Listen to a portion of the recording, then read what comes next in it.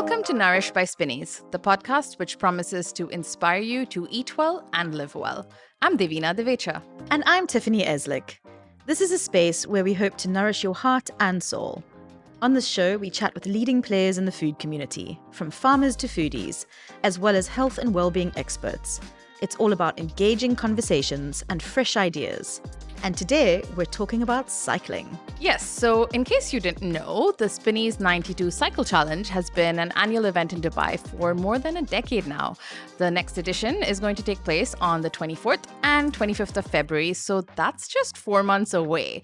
So in light of that, I wanted to hear from the experts on how to prepare for the race, especially for first-time riders. And that's why, Tiff, this episode is perfect for you. Yes. I mean, I think it is timely. I have been trying to do this cycle challenge for a number of years. I think I joined Spinneys in 2020. And, I was so excited to join the cycling team. I did one cycle and I was like, this is terrible. Almira, our ops director, was just so patient with me. Anyway, so I got the bike, did the cycle, never cycled again. Now, Emilie, our designer and our team, joined and was like, come on, Tiffany, let's do this. And so I've been sucked in again, but I'm terrified. 92 sounds like a huge number. It's taking me almost 50 minutes to just cycle 12 at the moment. We did a practice cycle and Emilie was like, let's go faster. And I was dying. So this is going to be great because I need to learn what to eat, how I should do this. Yeah, so that I survive. I think you will survive, Tiff. And yeah, promise me. You will. You definitely will. And I genuinely think now just hearing that yes, this episode is definitely for you. Our guests are people who are experts. They also started somewhere. So they have, I guess, years of experience to help you and help other cyclists as well. So let me tell you a little bit about our guests. So today we're joined by Emilie Mikulla, who runs Mindful Body here in Dubai. She's a cyclist and also a certified yoga therapist and instructor, a certified orthopedic manual therapist, and a Pilates teacher. So lots of experience there. I'm also joined by Stewart Howison, who is the owner of Revolution Cycles Dubai and a founder of the Spinneys 92 Cycle Challenge. So we've got a lot of information packed in this episode for you. So let's first find out how both our guests began their journey with cycling before we get into all the details. Here's Emilie. I had never really been on a bicycle up until about 6-7 years ago. Okay, wow. I've always been very active, playing all kinds of sports. But to be honest, I had no interest in cycling. Then I had my second child. And my husband had been cycling for years with Stewart and his club.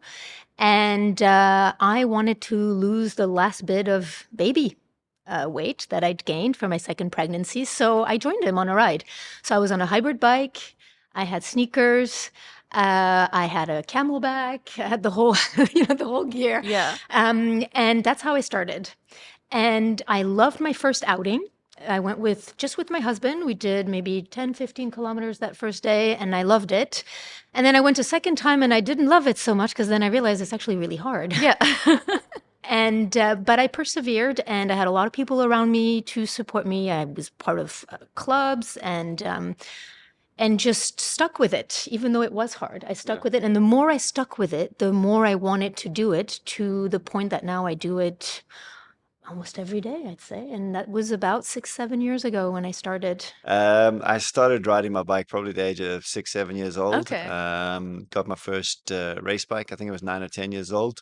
And just got into it and just got hooked into the sporting side of it. Grew up in South Africa.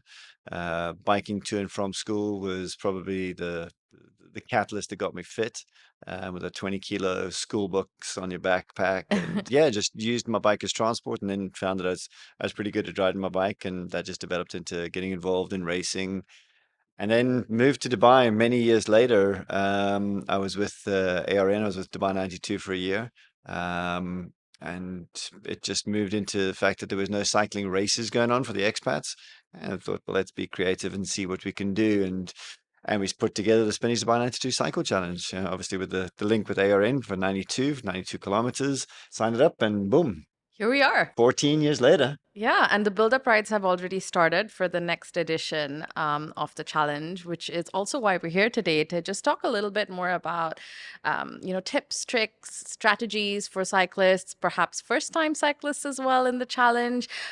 So let's get into maybe just an initial look at what people need to do when prepping for race day. Are there any things that they need to bear in mind while doing that? You know what? The biggest thing about if it's your first race, and I think this goes without saying, it's like you're going to get there. There's nerves, you're anxious, you're freaking out because this is something you've never done before. Chill out. Enjoy yourself. It's a fun outing. You know how to ride your bike. Yeah. If this is your first race, you're not going to be there to win it. Yeah. Just chill. Turn up with friends. Yeah. That's how I did it the first time. Yeah. Absolutely. And I had a great time. Yeah, with friends, with no pressure. Well, I think everybody puts too much pressure on themselves for this sort of thing. This is on the day, you mean? Yeah, on the day. I mean, even a few days before. Yeah. I think it just keeps, mounting. Yeah. But it is about having fun. I mean, none of us are going to win the Tour de France or the Giro Italia. We're here to have fun and ride our bikes. And all the training's gone into it. You've probably done your build-up rides or you've done your 35Ks. And I think you really nailed it saying, just keep it fun, because it's so easy to put so much pressure on yourself, and it kind of takes the fun out of it. Yeah. We're here to, just enjoy ourselves, like you said, and you can be a competitive cyclist and you want to do well and, finish in the top, whatever your goal is. But really, this is not our job. This is for fun. Yeah. And in the lead up to the race, are there typical training routines or training schedules that you would recommend following? Obviously, we've got build-up rides for people to work on that. But outside of the build-up rides, what is it that cyclists perhaps should be doing to train? Riding your bike. Every day? Well, it depends on how serious you're taking it. I mean, it is one of those things that people can get, I think, obsessed and overzealous about things. And I don't want to drag the theme of this podcast onto being about just having fun, right? Yeah. So there is, as Emilie said, there is definitely an advent of certain people that take it proper serious. They're there to be in the top 10%, and that's cool. But then there's the majority of us that are out there to have fun. So to answer your question, go out, ride your bike as often as you can without making it into a chore. Yeah. You've got to enjoy it. So if it's once a week or twice a week or 3 times a week, you got the build-up rides to see where you are. So we've done the 35K, the 45 kilometers around the corner. If you're not doing 45 kilometers yet, you've still got a couple of weeks to get yourself to that pace. And then there's a month's break before we go to the 65. Yeah. I think You'd know how you'd feel. I think it's all about consistency as well, and building up, as the name says, build up rides. But outside of the build up rides is building up to the distances, because even if you are going again for fun, you're going to be probably going faster than what you usually do. And so you need to have the stamina as the kilometers get more and more over the few build-up rides to actually finish the race, feeling happy. So consistency and building up over time. Some people like to do that on their own with groups. Some people like to be coached. Yeah. Personally, I'm coached because I like the structure. But everyone's different. Yeah. What else should cyclists be doing in general anyway? Perhaps, is it Pilates, for example, or other kinds of core exercises to build up their strength? I run a little bit on the side. I've done a half. That's my max so well far. done. Thank you. And I had to obviously build in a lot of strength sessions in addition to the training I was doing for the actual half. So what is it like for cyclists? I'd say it's the same, because the thing with cycling, while it has some great benefits, it's still you doing more of what you're already doing most of the day, which is you're sitting, and it's all forward, right? You're cycling, the legs are going forward, your hands, you're not moving your body in a lot of different directions, right? And while it makes your legs stronger, the upper body not so much. So I would recommend a couple of things. Strength train so that you can have stronger muscles. You'll become more efficient on your bike. So that's really helpful on race day. You'll climb better as well, if that's your interest. But then in addition to cycling is your sport. It's your fitness activity, right? But then there's movement. So what do you do outside of cycling, especially if you are a busy person who works? Maybe you have a family, you have other things going on, but you still want to try to fit in what I call movement snacks throughout the day. Okay, right? I like that. So maybe it's Pilates, maybe it's yoga, maybe it's a bit of stretching. It is really whatever you enjoy doing outside of cycling, whatever that is, do more of that. Eating ice cream? And well, you got to cycle for something, Yeah, though, absolutely. right? You got to earn the rewards. Well, I was going to ask about food next, so that was great. Thank you. Doing additional exercises and different exercise out of cycling is really good. And it does lead back to being better on your bike, and doing different forms of cycling. How do you mean different forms, though? So Em's new coach, right? And it's brilliant. She's got a new coach, and I think it's really good because she's taken the skill set that she had for a road bike and now kind of thrown her into an area that she's not so comfortable with, which was riding a mountain bike. Which was fantastic for skills development. Right. Okay. Sometimes, it's not that you're left to your own devices, but you learn a lot of the things on your own, or if people do help you out, but you don't really get a lot of skills development unless you go out and look for it. So that's the benefit of having a coach who develops those skills, because if you're more confident in your skills, you're a more confident rider, you will ride better. I have an adverse effect of what I've always done, road biking and mountain biking. And growing up in South Africa, there's a lot of hills. Right. So my body and my core fitness was very different in SA to what it is here. The roads here are very, very flat. So I'm not getting out of the bike and doing any climbing. And the metaphysics of the body when you're climbing, you're using a lot more of your core and a lot more of your upper body strength than just your legs. So I had been finding for years that my lower back has been getting worse and worse and worse. And one of my mates is involved with Fitness First, and he said, "Go and try this and see what it is." And it's exactly what M does. It's the reformer Pilates. Yeah, I teach on the equipment. Yeah, right? So you can actually move with resistance. So it's a good way to create strength, but also we use the equipment for mobility, flexibility. So it's all in one. It's pretty useful. So now I'm finding that my lower back pain is almost gone. So that just links into that whole circular economy of not just riding your bike, going forward motion the whole time. It's and it's very repetitive, it right? is very repetitive. Sometimes we get injuries or niggles because of the amount of repetition, which is overusing certain muscle groups and not using them in the various ways. We're designed to move in so many different ways. So when you can do that, whatever discipline you like to do that through, then do it. I think you can't lose doing that. There are no negative side effects to doing that. Yeah, and it sounds like quite an integrated approach, really, to it, as it seems to be most sports. And it doesn't need to take you a ton of time, right? If you want to spend most of your time on the bike, that's great. But just do a little something, even if it's once a week. Go to the gym, go strength train. Add a little bit, couple minutes of stretching at the end of your routine, rather than just stop the bike, get in your car in your aircon, and then go home. Yeah, because then you just feel stiff. I think and that's it's a good probably way the to biggest cool thing down. that people don't do. Yeah. And casual riders that are learning how to ride their bikes is nobody stretches afterwards. No. Nobody cools down properly. They just, as you said, jump in the car, AC on. Yeah. Maybe a hydration or And I protein think shake. coming back to newer riders, I would say that sometimes the trap we fall into is because we're new and we're excited as well. Like we just want to go hard all the time. Yeah. But actually, learning to appreciate and do less will actually give you more in the long run. Mm-hmm. And so it's really about the process. This is what I love about cycling. It's not, there's the end result, your race, but it's the process of how you get fitter. How and that you can stay in the sport for a long time. You mentioned that newer cyclists perhaps don't always stretch that often. Are there any other mistakes, whether new or seasoned cyclists, that they're making that you can advise them to avoid? Yeah, avoid riding your bikes from anywhere else other than Revolution. For me, the first thing that comes to mind, and this is something that I did for a long time and probably still do now, is not eat enough. Mm-hmm. Okay. And you will know in a race if you've not eaten enough, because you're not going to feel good. And you probably need to eat more than you think you do. Yeah. Okay. Of the right things. Of the right things, Yeah. Eating a little bit of ice cream is a good treat. It's there's nothing wrong with that after you've burned 2,500, 2,000 calories.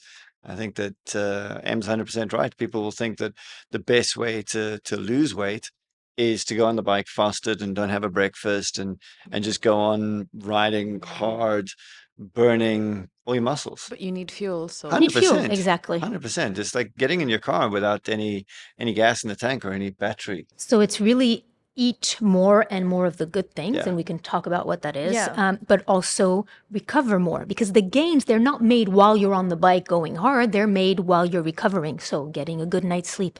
I think people underestimate getting a good night's sleep. It's so hard to do anything if you've not slept well, but go ride a bike if you've not slept well, you know? Yeah. In nutrition, I do want to come back to that, but are there any other mistakes that maybe you want to highlight before we do that?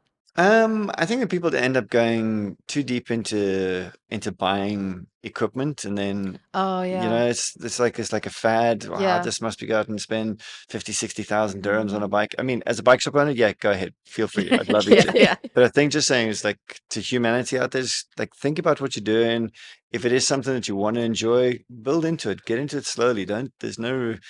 A faster bike isn't going to make you a better cyclist. Yeah. It's just because you own a Ferrari doesn't mean you know how to drive it. Yeah. And it's like first develop the legs and then get the extra gear. Yeah. I think that from an outsider's point of view, and there'll probably be a lot of listeners that will go, they're thinking about getting into cycling, but it seems like such a niche, cliquey sport that it's a foreign entity and they're scared to get into it. And coming to most of the bike shops around town are pretty friendly and welcoming. But if you come into Revolution, sit down, have a cup of coffee, and just breach that wall. It's a figment of your imagination. Yeah, and I think a lot of people feel that way about different sports or different activities. Like running, I mentioned, for example, I was scared, but the community has been amazing. Absolutely. And similar with other sports I do. So I think that seems quite common then. Yeah. It's scary until you get into your until you take that first step, cross over that threshold. Yeah. And don't think that you have to buy. It's like when you go scuba diving, you don't have to buy the scuba equipment first off. It's the same as riding a bike. You don't have to buy the bike. I mean, we rent out bikes, we do it all the time. I suppose running's different. You don't borrow shoes. No. But it is just come in, have a chat, see where you are, what you want to do. If you've got a modicum of fitness, 5K is not a big ride. I mean, it's not a bad ride at all. Go out, jump on the bike for 5Ks. Your first ride was what, 10K? Yeah, it was. And that develops, that's that little hint it's of like this what you is cool. said at the beginning, like sparking the passion. Yeah. That's where you start, and then exactly. see where it takes you. But I liked what you said about the community as well. Is this community, especially since COVID, is even larger than it's been. And you meet some wonderful people. You make lifelong friends through sports, and then it's a similar mindset, and those shared experiences, and you learn from each other, and there's so much to learn. And just the networking from we're all about getting involved with each other and befriending and having a good time, but it's also for people that are out there looking for connections. The networking that happens on a bike, it's unreal. You wouldn't think it, but it does. I mean, this is genuine. I think it's every second day I'll see the team out from Spinneys out riding. And I think that that's a community initiative that a lot of CEOs should take on to. 100%. I see Sunil, the CEO, he's out at the front and he's got a team of girls and guys behind him, whether they are head of marketing or head of media or head of shelves or purchasing or store development or the shelves packers or the cashiers. I mean, I walk into the Spinneys grocery stores and the guys around the cash desk or behind the deli counter will go, "Hey, we saw you out this morning." I'm like, "Oh yeah, we did. Yeah." It's like there's just that community and that networking. Sunil's the CEO, but he's riding with all the guys in his team. It's a leveler. It's a unifier. Absolutely a leveler. Because you're all doing the same work. Yeah. And in the end, even though, you can practice alone, you can train alone, I mean, it really is a team For sure. sport. Yeah. For sure. Can't really get anywhere by yourself. No, that's true. We'll be back in just a minute to talk cycling nutrition and why both Emilie and Stewart find cycling so nourishing. That's right after this short break.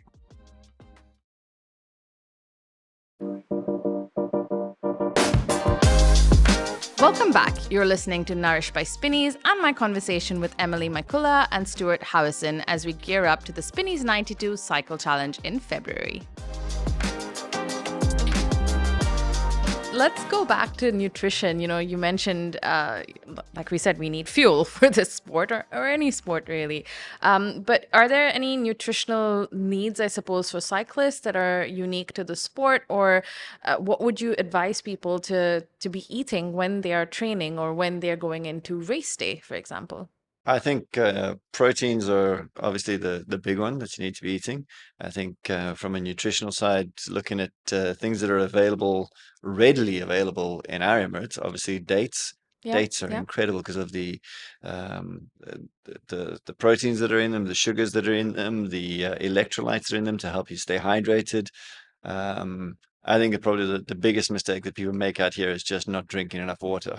You just don't drink anywhere near enough water or with enough elements in them. Make sure that your water has got a good sodium mineral content in it. I think that also comes with experience because I remember when I first started riding, like it was so daunting to pick up my bottle. Like you rode your camelback for for years, a long time, Yeah. and like I would lose 5 years of my life every time I had to pick up my bottle, and then somebody helped me. Taught me or sort of tricked me into picking up the bottle. And you do it once, you do it twice, and then you get more comfortable because when you're going fast and you're stressed out because you're in a race situation, it's not always easy to drink and to eat. So for me, just circling back to the nutrition more on the bike now, let's say during your race is like if you need carbs, right? Because you're going to be using up a lot of fuel. But if you're not so confident eating, first of all, eating's difficult on the bike when you're going fast. It's not, it's different if you're on an endurance ride. But put your carbs in your water because then you can drink your carbs. So that's a good start. And then look at having some gels.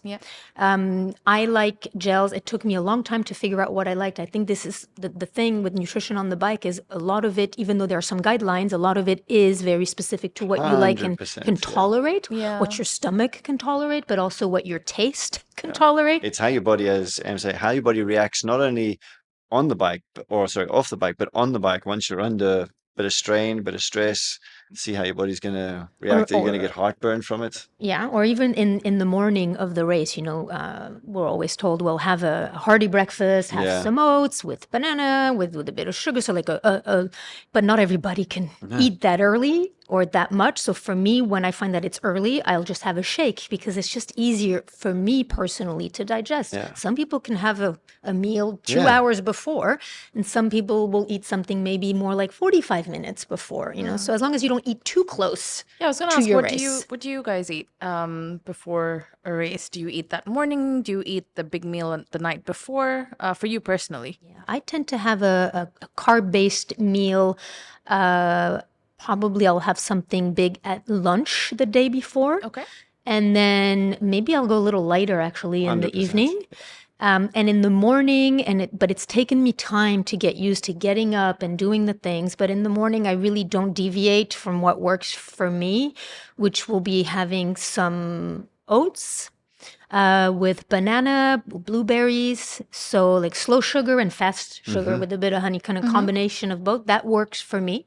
Again, it's taken me a long time to figure that out. Yeah, it really has. I think it's really a work in progress. Yeah, and it's always going to be tweaked. Yeah. As new things come available, new things you start tweaking and trying things out.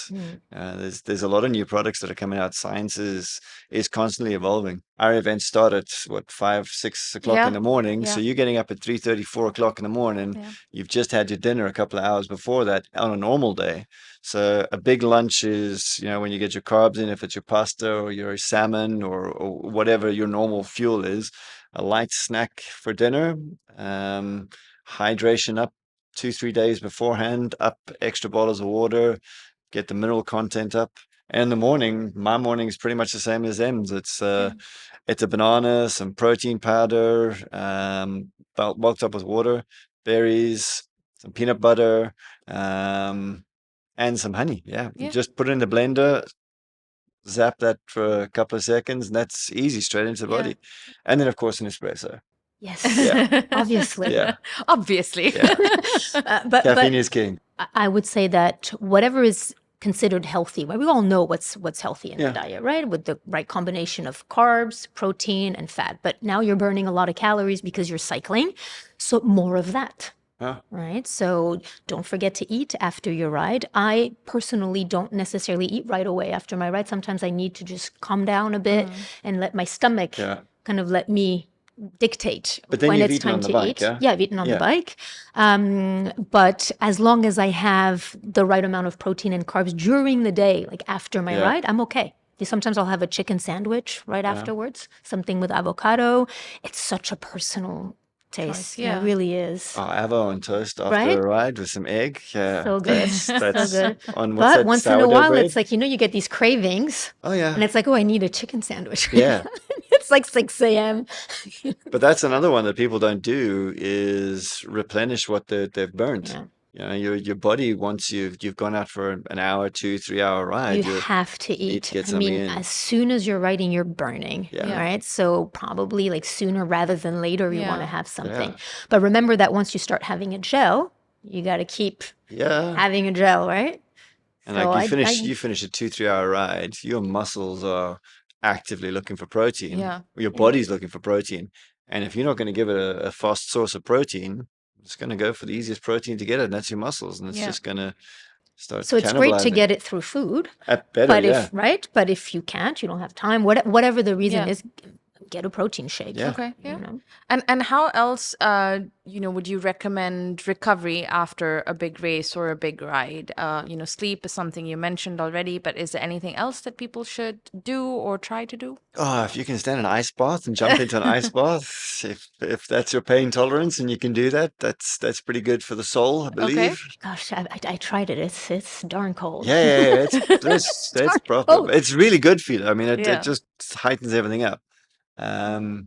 Massage is good if you get a good See, deep tissue I go down massage. that road. Yeah. That works for me. I like getting a massage because also like you can down regulate, right? Because remember when you're riding, and then especially if you're racing, you're so upregulated. I mean, you're like everything's just go, so wired. right?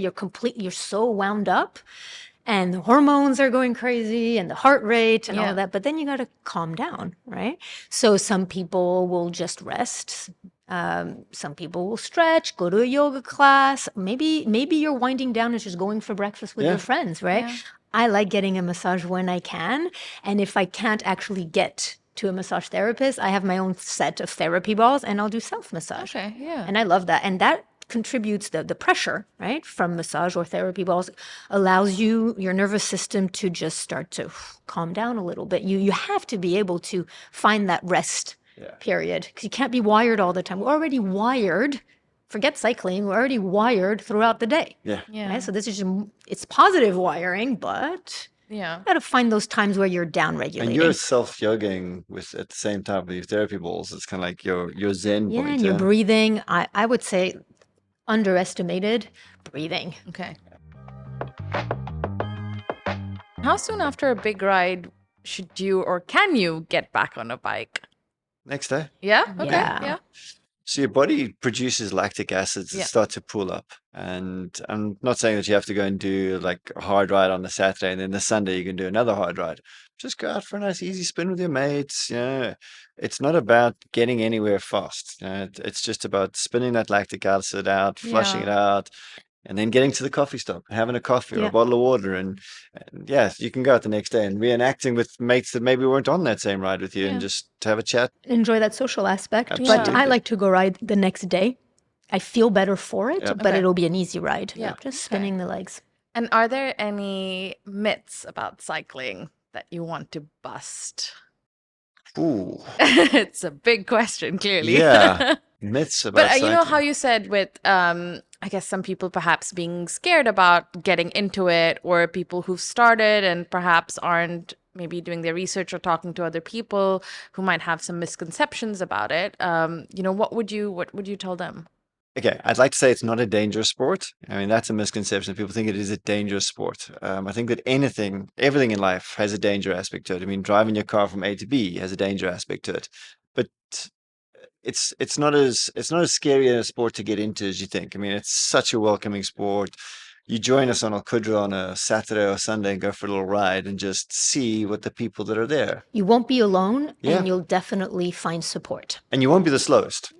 I've been the slowest a couple of Yeah, times. but you won't remain the slowest. No. But you got to start You somewhere. have You to got to start be. You got to be somewhere, okay. yeah. You have to be okay to sometimes be the slowest. Maybe sometimes you'll also get dropped. Yeah. That happens. But Absolutely. that's It's okay. a good motivator. Yeah, it's okay. But the thing is that you get fast quickly. It's not like soccer or cricket or tennis golf. Take golf, for example. I know people that play golf for years and they're still rubbish at it. So I'm not saying we're all great at cycling now, but you'll see your distances increase like rapidly.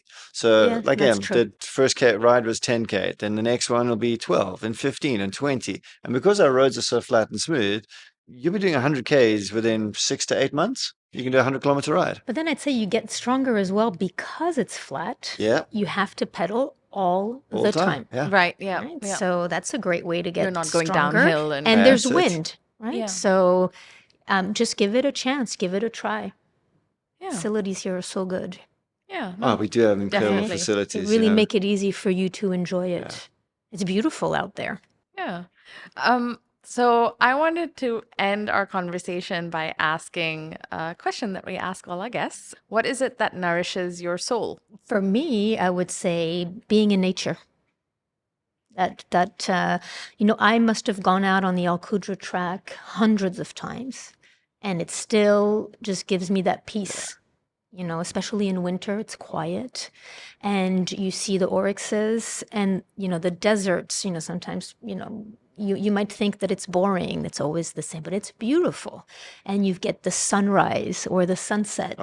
And it's so good for your mental health. So that's what soothes my soul. I'd have to concur with what Em's saying that it is. I mean, living on Al Qudra every morning, getting out, or every second morning, whatever it is that I can, get out and go ride my bike, just watching that sunrise over the desert. And people will say, but isn't it boring riding in the desert in the same path the whole time?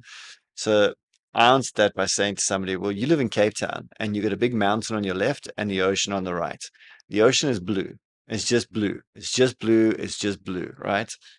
The desert is, it's a sandy golden color, but it's the same as the ocean. It's constantly changing. It's constantly moving. And the benefit we have in the desert is we regularly see the oryxes out. We see the Patagonian mahas. There's one for you to Google. Them out on the track. I saw one this morning. You saw one? Awesome. That's right. If you're lucky, you get to see a hedgehog. There's the desert foxes, the rabbits. It's just, there is a plethora of wildlife out there. What are the dubs, the big lizards? I mean, they are massive.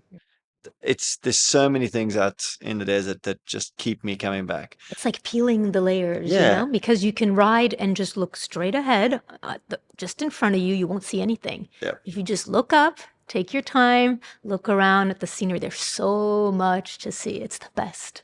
That for me is probably the big one. But I do get a massive kick. The endorphins are huge. For when I set off an event and see, if it's like on the weekend, we had 850 riders for Build Up Ride 1 going off. The event went to plan. Everything was perfect. Everybody came back, and just seeing the smiles and the euphoria in the riders who've just completed a good ride. I am jealous that I haven't done the ride, but the food goes into my soul they're kind of going, that was awesome. We had such a good ride. And it's not so much 10% up at the front. It's the 90% at the back that are out having their first ride, 300 odd new riders coming into the event, and they're just beaming. That awesome. Feeling, of doing something for the first time, it's the best. Right? After that, it's just one more time, which is great. But the feeling of doing something for the first time, nothing beats it. And it's like what you say, the endorphins, that cocktail of feel good mood. What I love about cycling is that it sets you up for the rest of your day. I had a good ride this morning. I'm in a good mood. Yeah. I'm glad you're in a good mood. I'm in a good state. I'm in a good mood. You're in a good mood too? Yeah. Angry French girl. Yeah.